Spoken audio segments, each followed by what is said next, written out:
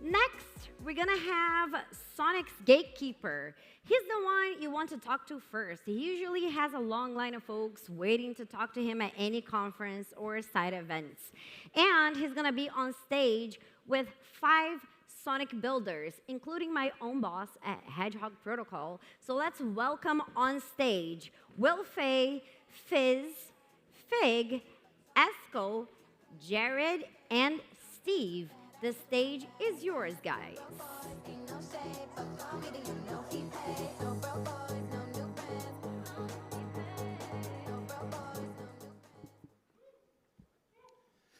Woo. Woo. Hey, everybody. Welcome to the Finding Success with Innovative Ideas on Sonic panel. I got to say, whoever chose you guys for this panel did a great job because you're all very unique and innovative products. I was really happy to see that that selection was made. I've got kind of a question for each of you and then a couple of just like out there questions for everybody to take a stab at. So I think we'll start with Fez. I'd like to know a little bit more about what made you guys decide to retire your chain and kind of migrate everything over to Sonic, and has that allowed you to concentrate more on your core products as a result? Yep, so as we've been building, the core chain pivoted to an app chain. And we started building a hub and spoke hybrid application that was a CDP and AMM.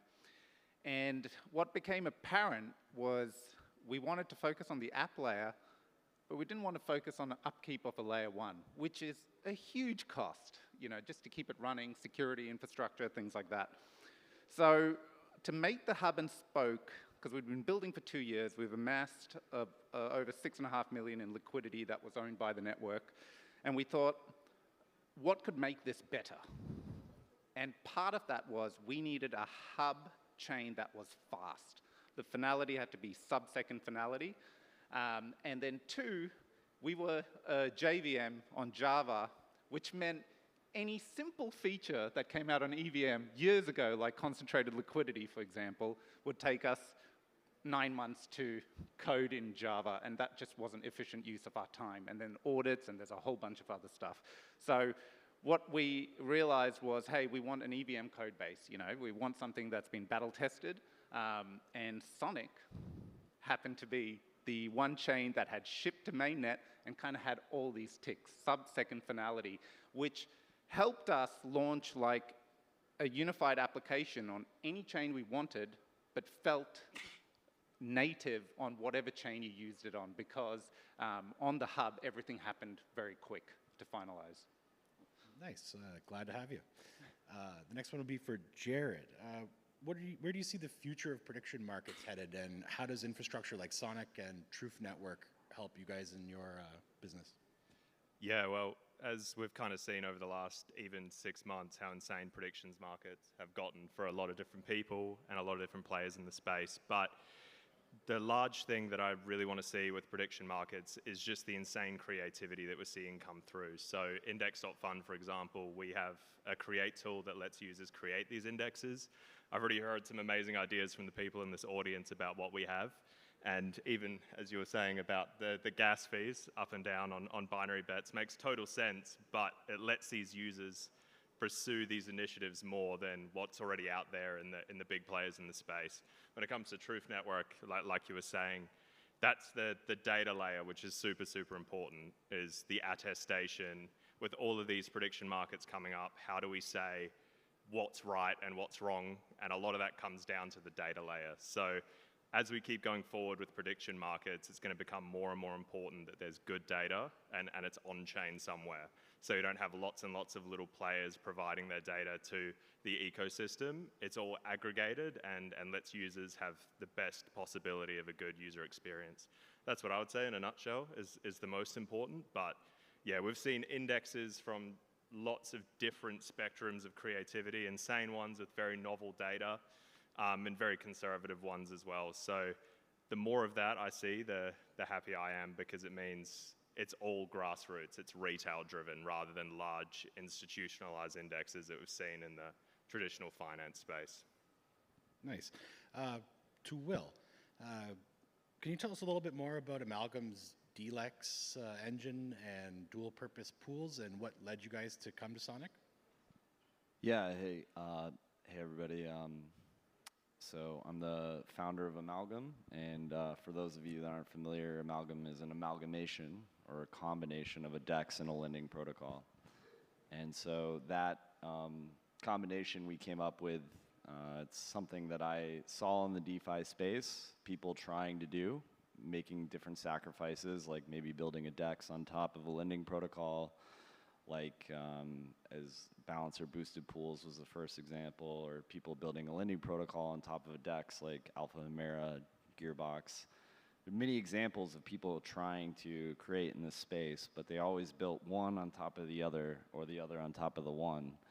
And I thought that that was an inherent sacrifice being made in both of those models, and that instead we would make both the DEX and a lending protocol embedded into one primitive. And so that's kind of the context of Ammalgam. We're really excited about building on Sonic, and the main reason for that is that, you know, we did talk to a number of ecosystems looking for a home, looking for a partner, somebody that would meet us in the middle, right? Which is kind of, you know, can mean a lot of different things, but that was always the conversation I tried to have with people. And, you know, other ecosystems, I felt like, you know, there were purity tests that were presented as like, hey, do you know, have you drank the Kool-Aid? Are you like on the fucking, you know, and I never have felt that at Sonic. I think the people, the ecosystem is incredible. I'm super impressed with all the caliber of builders, the caliber of the team. I've been somebody who's admired Andre for a long time and his contributions, and so being involved in this ecosystem is something that I'm like, couldn't be happier with, so. That's great, we're glad to have you. To Esko, tell us a little bit more about your Ethereum base fee trading and what made you decide to settle on Sonic, and what else you guys are working on, because I know you guys have quite a bit going on, right? Yeah, we had quite a bit of product stack. So basically what we are building is a infrastructure to hedge and trade on your on-chain expenses. And we have two client segments. We have consumers and we have a B2B product. So basically for consumers is a prediction market, binary options market to predict variables like, let's say, base fee, few seconds, up or down. It's purely like a gamble thing. But what our focus is the B2B and offer a hedging solutions for all your on-chain expenses. As we see, the block space is a commodity, and companies who utilize commodities, they hedge on those expenses. And blockchain companies are not different by any means. So like the initial idea was to create the infrastructure and the tools where the companies can hedge and streamline those expenses.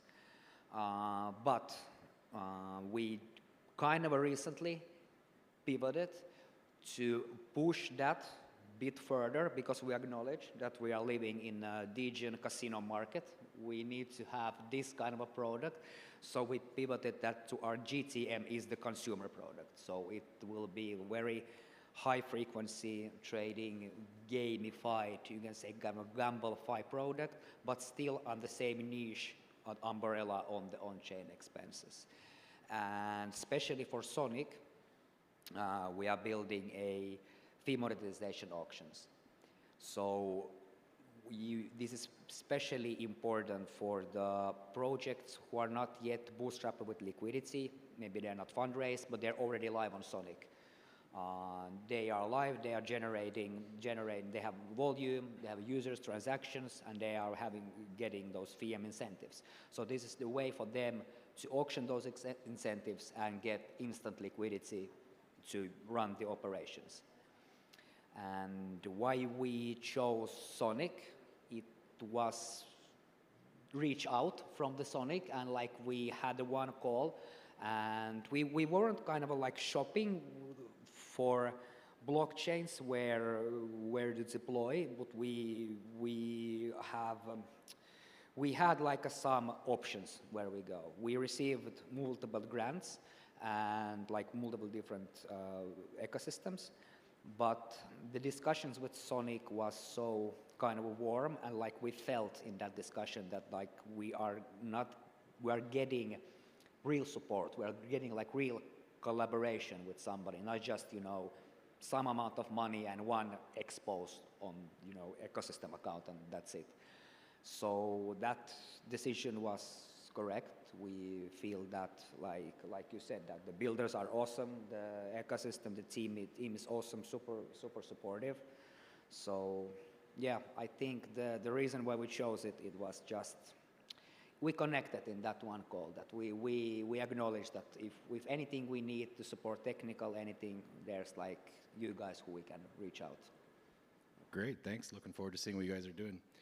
To Figue, so Trevee's use of bridges, Veda boring vaults, meta assets is pretty unique. Can you touch a little bit on how our native Ethereum bridge helps enable what you guys built, and what's next for Trevee? So, paradoxically, I don't think it's that unique. And most apps aren't nowadays, and it's totally okay, because the market has changed a lot. We started on Ethereum almost 5 years ago, and there was almost nothing in DeFi. Everything was to build, so everyone had new building blocks. Nowadays, there's real market winners. A lot of the base primitives have been built. So we're either trying something crazy new, but there's very little amount of people who are doing this, or we're trying to rebuild in a better way what has been successful. So it's going to be stablecoins, AMMs, lending. We basically decided to work around stablecoins, what we call the meta stablecoins. The first one, that's basically included the V model, so the vote escrowed model that was pioneered by Curve. It's basically an opt-in bridge asset that enables to farm the yield from Ethereum and bring it back to users on Sonic. We're very happy about what the success it has had up until now. But as I mentioned, I don't think it's that novel or unique. The truth is that most of the apps that we are building today don't really have a pure moat. It's very hard to be defensible for two reasons. The first one is that the market winners already have a huge network effects and treasury. So for any of us here, it's quite hard to be competitive. And then the second one is, even then, if you have a novel idea, you can easily be copied. So one of the incentives for us coming to Sonic was working with this community, having access to all of the great technology, all of the network effects that we're very happy to have built. But it's also to rekindle with the base of DeFi, the original ethos and spirit, which was basically very much about innovation and building new stuff. As I mentioned, I think almost no one today is building real new stuff anymore, and for the right reason. It's not how you will earn revenue, it's not how you will make money, it's not how you will have big valuations or anything. The truth is, and that's okay, if you want to do something big, you will have to take actual ideas that already exist. You're going to do perps, you're going to do prediction markets, you're going to do AMMs, you're going to do lending, crossover between lending and AMMs, or stablecoins like we're doing. We are going to announce something truly new. We don't expect something explosive, but we expect that it can only be done on Sonic. And it's going to be built on stablecoins, it's going to be built on Sonic, and I think it's going to be a very interesting new experiment. And I think what helped Phantom historically and Sonic thrive a few months back was that uncharted territories. And there's still a lot of opportunities to do so, and I hope a lot of people will do crazy stuff. What a little tease there. No, I do agree that crypto does seem to be very iterative. Not a lot of like brand new, super unique things. It's very iterative. All right, so I'm going to put one out to everybody. What advice would you guys give to founders or developers that are looking to innovate, to come to Sonic? What steps would you encourage them to take, knowing what you know now? Sorry, I'll take this one quickly. Know your community, because ultimately they are the guys that will have your back all the way through everything. So if you know what your community wants and what they're looking for, you will always make a product that will appeal to someone. and being able to expand that community is hugely important. So if you look at any of the projects that skyrocketed and potentially came back to earth and then rebounded again, it was largely driven by their community and the real trust that this was a worth it project. So that's the biggest one. You will never go wrong trusting and having faith in your community and letting them dictate what you want to go with in the future. I will maybe have a little broader aspect to it. I will give it advice that hire outside of crypto. Like if there's people who are really like crypto degens, want to work in the industry, that's the only way to get industry growing. Because if you hire inside of an industry that is just the same brain power, same marketing, same ideas, just bouncing around through different projects. So give people a chance to prove themselves, hire outside of the industry, take crypto degens who really want to work and kind of grow the industry like that. I mean, 2 words, use Spawn. Seriously, we are still underestimating how good vibe coding can be. I'm not saying you should build a protocol entirely on vibe coding, not at all. But if you look at the actual realities, how expensive it is to build a protocol today, you have to hire Solidity developers. There's not that many. They're quite expensive. You're going to have to do audits. You're going to have to buy some infrastructure just for security, etc. That's just for the code in itself. And this represents hundreds of thousands of dollars. And the truth is, you can do a proof of concept and see how it works. It's a totally new way of doing things. For the past 4 or 5 years, we have cemented a way of building products, which I think needs to be changed and disrupted. Especially if you're going to do something new, you do not need to raise $250 million pre-seed to do it. You can just not raise anything, vibe code it, launch it, see how it goes, and then iterate. That is totally okay. As long as people don't ape all of their money into it, it is okay.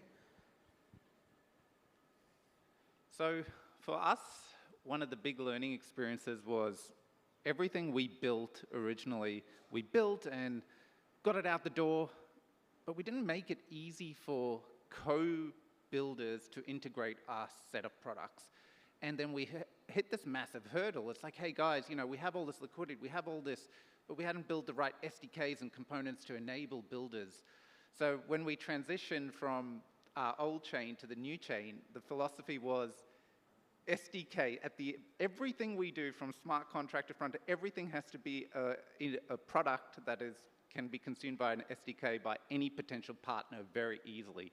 And that was actually very challenging. Like the developments, especially the smart contract devs, really struggled with this. The SDK component took far longer for everything we did, but we learned a ton. And now when even this conference, I've actually spoken to so many builders, and it was really interesting to hear that, hey, we've built this product where instead of fragmented liquidity, you could consume our SDKs, not worry about smart contracts and things like that for your own platform, and you could kind of have this liquidity layer that is integrated across 12 plus chains. So for me and our learnings was that, and I encourage like anyone building to always think, hey, how can your network of partners kind of hook into your product easily? They don't want to spend months integrating the product. You want to pitch 5 days, which is not realistic, but make it as simple as possible.